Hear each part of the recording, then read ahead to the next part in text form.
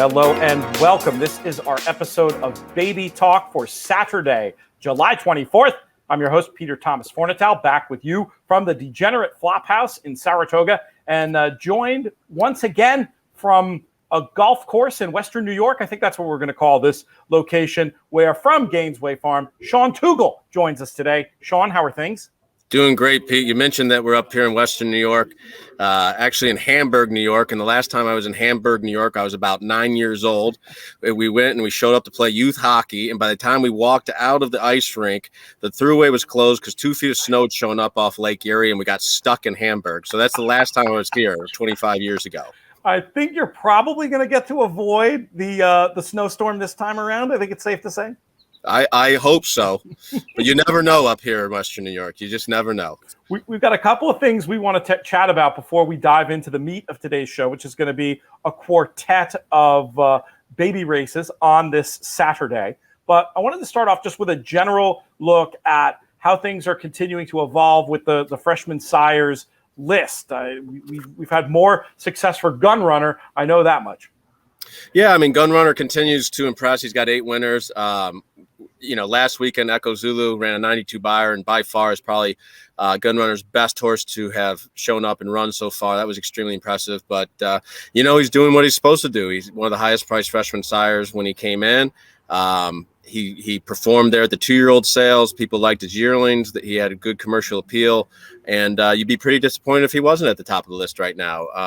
There's some other horses that are still searching for those first maiden wins. And then we're seeing, Practical Joe kind of popped up. He's starting to come along as we expected. And then, he's got his son Witt, who's by winning the Sanford last week, and has put him to number 2 on the freshman sire list. Stanford out in California continues to produce winners. We see the Unifieds and the Connects and the Gormleys and the Klimps kind of, throwing some winners, and I'm sure they'll continue to do that. But I don't think we've seen their best yet. So, it's something that continues to evolve week to week. It's a story that we're going to follow this year, and we'll look at some of the second-year sires as well to see how that situation changes from the first year to the second year. So stay tuned to Baby Talk. Our primary focus here is going to be handicapping 2-year-old races, but looking at the industry as a whole from the sire point of view, something else we're definitely interested in. We're also interested in folks asking us questions, and we got a very good one from Rob Capalbo, who I had the pleasure of meeting up at Saratoga last weekend. And then he sent in a question by email, which you can do through the contact page over at inthemoneypodcast.com, or you can hit us up on Twitter. I'm at Looms Boldly. He's at Sean Tugel. But Rob's question was, how important is the month of foaling for a 2-year-old first-time starter? In other words, how much better is it to be a little bit early in the year, have that extra life experience, chance to grow into the frame, etc., than to be a later season foal? I got to admit, this is something intuitively to me. Yes, it should matter, but it's not one of my go-to things I look at, as people know who hear me talk about 2-year-old races on the network all the time. How much does the month of foaling mean to you, Sean, and how do you approach the issue? I would think that the month of foaling is probably a bigger issue when you're looking at like the Keeneland baby races. And by this time of year, everybody is officially a 2-year-old. If they weren't physically able to do it, they're not going to be entered in the starting gate. Personally, as a breeder, I prefer to have my foals born March, April, May. I think it's just they get to live outside quicker. They get to grow up in sunshine, green grass. And it's just, we've seen a lot of horses, through the Triple Crown Trail recently, and some major graded stakes horses that are April and May foals. And as they mature and get to this time and later in the 2-year-old year, I don't think it's much of an issue at all. But this goes to where you go and you look at them in the paddock. And so if you like a May foal, go look. If that May foal is as big as the January foal in the paddock, then I don't see any issue. But if the May foal looks, less mature, smaller, maybe a little weaker, and it needs to grow into itself more, then that would be when you would pay more attention to that. But I think really it just comes down to their physical attributes. And if the Mayfoal is a big, strong, strapping colt or filly, then it doesn't really matter whether they were born in January, May, or when. Just they look like a good horse. You said something else I was curious about, the idea that because of the weather in January, February, that maybe even when they're younger, is it possible that it's not as much of an advantage just in terms of like how they get to spend those critical first couple months of life? I mean, does it maybe come out in the wash a little bit because of the differences in the early months of the March and April babies versus the January, February? I think so. Horses build bone by going out and moving and running around, and that's critical for a young horse. Their ability and their ability to mature and grow into an athlete starts from day one.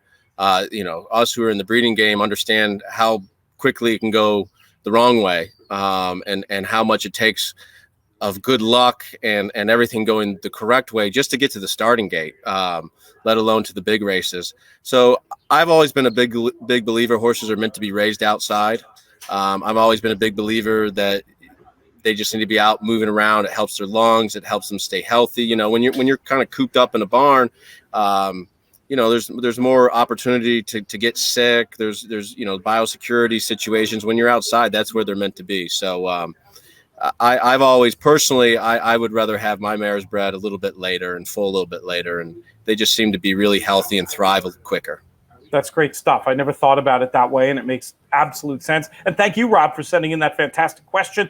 Look forward to seeing you around the paddock bar a little bit later in the meet. Let's talk about some races, Sean, and we'll start off at Saratoga with the 6th race on Saturday. Give us your thoughts.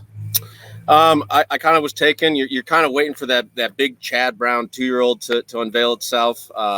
Listening to the Fox show and JK, they kind of keep harping on his seconds and not getting off to the usual start we're used to seeing with Chad Brown. But this might be the one with Tasha. It's the Chad Brown, Peter Brandt connections, Into Mischief, $450,000 yearling. You got IRAD up. It kind of says, hey, here we are. And so I'm kind of drawn to that out of an elusive quality mare. So speed is all right there in the breeding. So I'm kind of taken to there as a first-time starter, but definitely Labarde. I'm not quite sure how Labard, the Saffie Joseph second time out, was only beating a neck. You got Manny Franco there. That horse could really, maybe take another step forward off the first race. And as we know, a horse with a race under their belt is always very dangerous. No doubt. That's where my that angle of having the race under the belt is what led me to want to talk about number 3 Bourbon Heist in this spot. I thought that was a lot of money for a Wilkes Firster on debut, and I thought there was enough of a trip excuse and that the early pace was fast enough in that one that I'm interested. Wilkes, a trainer who typically they keep improving through that first handful of starts. I wanted to keep Bourbon Heist, the son of Practical Joke, on side in this one. And then another one that I wanted to mention was the 10 Fluid Situation, solid debut sire in Warriors Reward. And I love the fact that this dam has had 8 foals make it to the races and 8 have won. Now, to be fair, of those 8, only one first time out, but there were 4 seconds first time out. And you dealing with a horse that's a full, I believe, to Axelrod, who was a horse of some count in the last couple of years. Did you like either of those? The other horse that I kind of was drawn to a little bit, and that was probably more the connections, the gun runner Chileno, coming out of the same race as Bourbon Heist. But I'm a little lukewarm on both Chileno and Bourbon Heist because I was very disappointed by Ottoman Empire back in the Sanford, and that was the horse that I was expecting to run a race. And so I don't know if that race is going to be a very productive race. This race will certainly tell us, but that was kind of why I kind of was a little hesitant to jump on board either of those horses.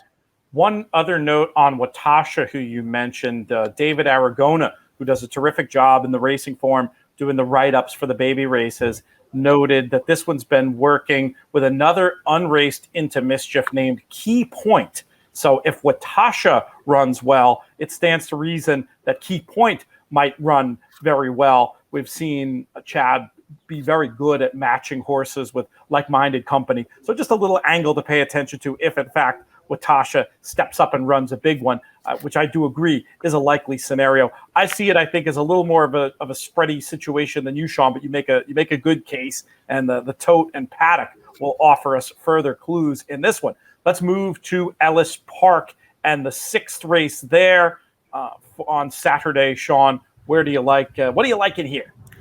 I was kind of immediately, I'm a sucker for fast gate works for babies, and so I was drawn to the Eddie Keneally. He put Brian Hernandez on there. You got a gate work of 46-1. You got a gate work of 47-4. My only hesitation is it's a by Empire Maker, who would probably want some more distance than the 5 furlongs. But you do have the Speightstown mare there that might put that kind of speed and zip into the horse. And look, we see it all the time. 2-year-olds, regardless of whether they end up being Derby winners or not, they win and break their maiden going short, almost all of them, because that's how 2-year-olds race is short races. So this horse just might be the class of the field and be that horse that, hey, keep an eye out for this horse come the major stakes races down the road a couple weeks from now if this horse wins impressively. I was drawn to that horse mainly because of the gate works. The other horse that I was drawn to, not only because of the 59-4 gate bullet, was Joe Sharp's horse Honey Run. Keen Ice, who did his best running going 1.25 miles, has had a bunch of 2-year-old winners already, being a freshman sire. So I kind of find that interesting. This horse certainly has a little bit of speed to be able to work that fast out of the gate. And Keen Ice already having 2-year-old winners. So I think that's an interesting play there. And then you got Race Day Attire for Jason Barkley, has some fast works. And Girl with a Dream on the outside, the practical joke for Brad Cox and Florent Giroux. You always have to respect those connections at Ellis. But I was really drawn to the 5 Dawson Springs with my A pick, and giving Joe Sharp the 9-horse Honey Run with my B pick. 10 Girl with a Dream was one I wanted to talk about for that gate work reason. That worked 3 back, leapt off the page for me. And then you mentioned the connections and the practical joke, as we talked about. Doing plus, it was one of the only horses there that has a work over Ellis. The last work was at Ellis Park, which, maybe that can help move that horse as well. So another Ellis worker that I was interested in mentioning was number 12, Ivisa, for Brendan Walsh. We talked about the importance of a horse purchased in a 2-year-old training sale having a sales price that's a significant multiple of the stud fee. Ivisa was a yearling purchase last year, but also $150,000 Union Rags. And then female side pedigree here, Merry Meadow, the dam of Hosier, one of some count, to say the least. So I thought that the 12 had a chance to get in the mix. Brendan Walsh does not have another one of these trainers, known as a consummate horseman. Doesn't have great numbers first out, but certainly knows what to do with a good and fast 2-year-old, as we've seen. What do you think of that one? I felt the same with you. It kind of made plenty of sense there. The pedigree, I'm a big Union Rags fan. Certainly that mare has already thrown a good high-class horse in Hosier. Maybe just the fact that Brendan, usually they need a race. I kind of landed and leaned more towards the Keneally and the Joe Sharp horse. Certainly you got to take a look, and James Graham is one of the leading riders there at Ellis. If that horse is hot on the board, then certainly people know more than we do. There you go. Another one to keep on the long list at Ellis. Let's go out west to talk about Del Mar and some babies out there. And this race has a pedigree that very, very, very, very exciting. Number 1, Mirasol, the New Year's Day, Mohaymen, Kingly, Enforceable. The dam is 5 from 5 with black type everywhere. And then interesting to see that we're dealing with an arrogant baby, sort of a bittersweet story, of course, but very interested to see how this thing runs. Yeah, I don't disagree with you. I mean, it's probably the most well-bred 2-year-old we've seen debut so far. Just Whistle Dixie back in full to Tappet this year, carrying a full to Mohaymen, so excited for that. And Mohaymen's been a very under-the-radar freshman sire this year, having produced a bunch of winners already. So that's a horse certainly keep an eye on. This is probably a wait-and-see approach for me. The 5.5 furlongs, I think, is probably short for an Arrogate. Arrogate is still trying to get off the duck, trying to get a first 2-year-old winner. And I found it interesting that it had a 6 furlong gate move its last work. Don't always see that at this time of year, having to put that much. So I'm Bob Baffert certainly trains for speed, but I'm on the fence about how much speed maybe this horse has, and down on the rail. I was actually taken to the 3 horse, by Camaral. Certainly Constitution is a great first time out sire. Very good sire of 2-year-olds out of a Song and a Prayer mare, which is nothing but speed and has some very fast works there for Richard Baltus. I was drawn to that horse in the field. And then certainly rooting for our clients, Ellen J. Foxwoods with the Tapit Homebred. Honor It has some really good works. The Mandela Pratt connection is always good. And Mandela's 20% first out. That was surprising to me that he was that good first out. So I was actually probably less likely to pick Baffert here, and was leaning probably as Baltus. I just love the work patterns. I love the breeding on that horse. But very interested to see how the Mandela firster runs. You mentioned a bunch of horses I wanted to talk about, and I tend to agree with you. I as fascinated as I am as a racing fan to see Mirasol run, you made a key point about the rail, and I'm not one of these people who doesn't think a first-time starter can win from the rail. They can when they have speed, but Del Mar's inside has not been good pretty much any of the days that I've watched. I don't follow as religiously as Saratoga, but I mean, it for me has been a noticeable bias. So if we have some questions about speed, if she can't get away from there, this could be a horse beaten at odds on potentially if others are liking the way she's training in the morning. One other that I wanted to mention in this spot is the Mark Glatt runner, Dance to the Music.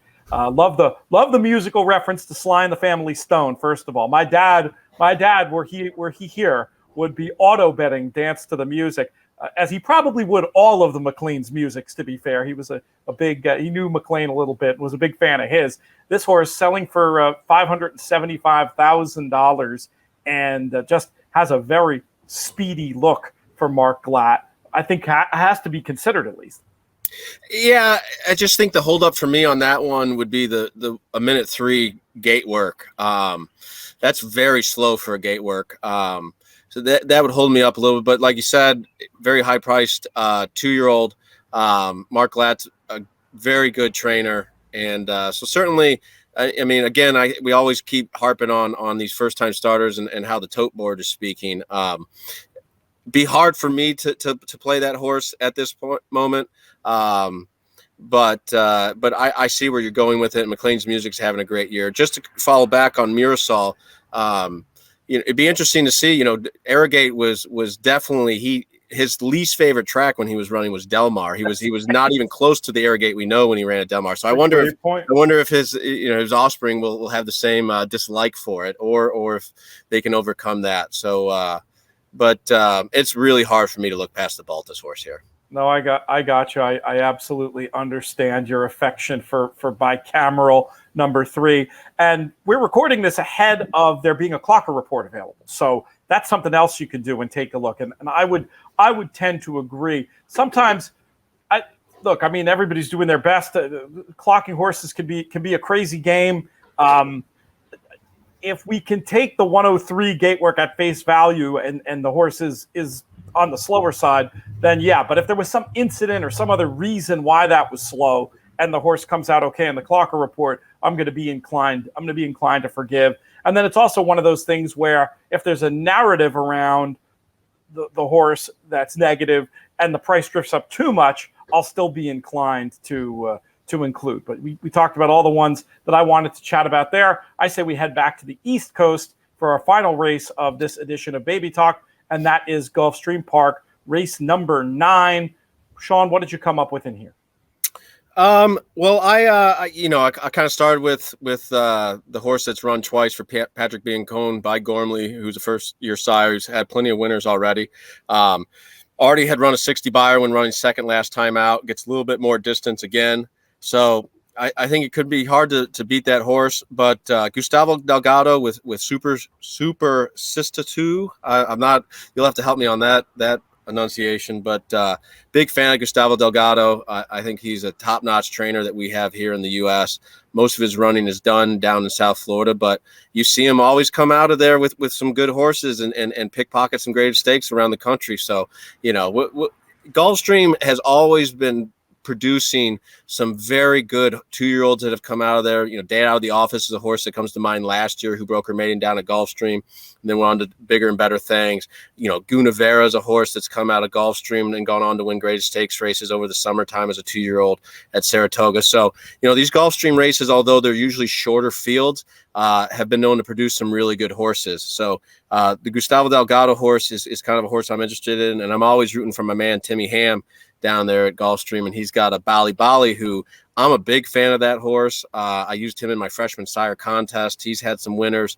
He was a champion down in Brazil and came up here to be a grade 1 winner. And he's by Put It Back, who stood in Florida. So it's a lot of speed. Tim is a speed trainer, and you get one of the top jocks down there, Retrieve Mirage. So I'm probably leaning towards the horse who has the experience. But both Tim Ham and Gustavo Delgado are great first-time out trainers. So you probably get a better price there. Superstitio, I think, because isn't that the sort of French go Tigers pronunciation? Doesn't that apply here? I think that's where I'm going. We'll see what Pete Aiello says. He's a man who does his homework. You're the cultural director on this show, so leave it to you. But a lot to unpack there. We'll come back at the end of the show because I want to ask you about your freshman sires contest. That sounds fun, and it sounds like something we should try to come up with a public version of if we can find a way to easily track it for a future season. That really sounds awesome. One horse I wanted to mention, and it's funny, this is maybe the third or fourth horse I've mentioned this show going out for a trainer not particularly known for first-time starters, and I'm talking about Eddie Plisa. And the horse is Russian to Win. I like the fact that the dam Putafoot won big first out. Both siblings at least hit the board on debut. Cairo Princess have solid stats first out, 12%. I think 10% is probably the average. Another thing about the Cairo Princess is they are typically best dirt sprinting, and workouts look quick. Would you give this one any chance? Yeah, absolutely. I think you use that. Eddie Please is a phenomenal trainer. He knows what to do. But he also is a trainer that doesn't have to win first time out. And you see only 4 published breezes so far. So it may be fitting that pattern of could run a very good first time out race and then be really live next time out. So it's one that I'm probably leaning towards the others that we talked about. But this horse, if it runs a really bang up second or third, it should be really tough the next time it comes around. It's a great point, and you can use any of the stable watch tools. There's one from Daily Racing Form that you can use. There's an Equibase tool that you can use. And I think AtTheRaces.com in the UK has a pretty useful stable tracker for American horses as well. So play around with all 3 of those and come up with the one that you like best. What do you use? Do you use a stable mail tool, or are you just looking at the form so much that you don't even need to do that? I think Equibase is one that I've always, used. It's pretty good. The virtual stable there, through DRF and everything. I think it's whatever is best for you personally. I've had success with Equibase. But again, I also am looking at the form so much that a lot of my virtual stables just up in my head. That's fair enough. Tell us quickly about the freshman sires contest, and let's think if there's a site that we could use. If you can do it as a survey, like some of these survey sites can track the data for you. Obviously, we don't want to get into a business where we have to hand count hundreds of pieces of data, but how does it work? Give us an overview. Yeah, so there's a freshman sire contest that's been going on within the industry for many years. A lot of industry insiders and everybody get involved in it. It's a lot of fun. It's a lot of bragging rights. I sit at 263rd on the list at the moment, so tells you how good I'm doing. But it's all of us. We all like to have opinions. So you pick 5 horses. One of them has to be with 50 or less foals in their crop. And so you pick 5 and you have to rank them and that weights your picks. And so there's a lot of industry insider ribbing and prodding going on. I got a screenshot of my placement the other day and pretty much they said, what do you know? That's fantastic. We'll talk more about that offline, see if there's some way we can get people involved, because I'd imagine the audience for this show is a lot of people that would be involved in something like that. It sounds like a ton of fun. And oh, by the way, not a bad way to market horse racing as a sport, right? Because we talk all the time about how horses, they're on the track and that their careers don't last all the time as long as we'd like them to. You can market jockeys and trainers. They're there every year. But how about sires and farms as the teams to pay attention to? Yeah. There's something there. I'm not sure what it is. And you saw where Churchill in the Derby, the pre-Derby kind of, they have that new Derby sire gambling or list or future bat that they started putting out there a couple of years ago. So definitely, especially in our business, we're always paying attention to who the best sires are and who are the most productive of them. So it's a fun way to stay involved and have a little bit of fun with it. Yeah, there's something to think about. It also an idea that has fixed odds wagering absolutely written all over it. So good. We get the mind is churning here. All right, Sean, we got to let you go. You've got golf balls to hit. I got to get myself over to Saratoga at some point here. We've got stakes racing today as we're recording this on this Thursday. But just want to give you a chance to give a closing message to the listeners and viewers out there before we send this thing home. Just keep coming with the questions. Keep telling us what you want to hear, and we hope you're enjoying the show. We're having fun doing it and looking forward to getting to Saratoga and continuing to watch these impressive babies run. Good stuff. For Sean Tugel, we're going to thank our friends at Gainesway Farm. We'll thank producer Craig. Thank everybody out there for listening and viewing. As Sean said, especially those of you who ask questions, you can do so over at inthemoneypodcast.com or on Twitter. I'm at Looms Boldly. He's at Sean Tugel. Until the next time, I'm Peter Thomas Fornatale. May the hammer drop your way.